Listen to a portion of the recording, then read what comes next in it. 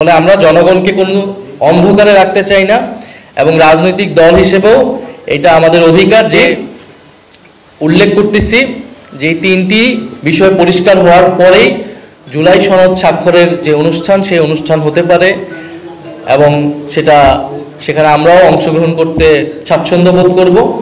তবে এই বিষয়গুলোর নিষ্পত্তি না হওয়া পর্যন্ত আমরা জুলাই সনদে আসলে স্বাক্ষরের এটা একটা আনুষ্ঠানিকতা, সেই আনুষ্ঠানিকতা পাঠ হওয়া না হওয়া একই বিষয়।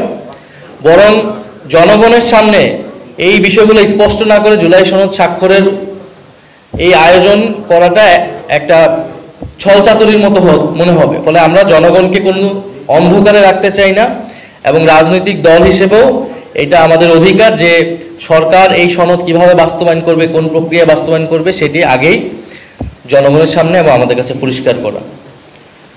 ফলে আগামীকালের যে অনুষ্ঠান সেই অনুষ্ঠানের প্রেক্ষিতে আমাদের আহ্বান থাকবে সরকার এবং জাতীয় ঐক্যমত্য কমিশনের প্রতি যে আপনারা এই দাবিগুলো বিবেচনা করুন এবং এই দাবিগুলো শুধু আমাদের যে একক দাবি জাতীয় নাগরিক পার্টি এরকম নয়। গতকাল অনেকগুলো দল বলেছেন এই সনদ কিভাবে বাস্তবায়ন হবে এটা নিয়ে অনেকেরই ভিন্ন মত আছে এবং অনেকের মধ্যে অস্পষ্টতা আছে। তাহলে একটা জিনিস অস্পষ্টতা রেখে সবাই এক জায়গায় এসে একটা বিশাল সেলিব্রেশনের মাধ্যমে স্বাক্ষর করার যে আয়োজন এটার তো কোনো মিনিং রাখে না।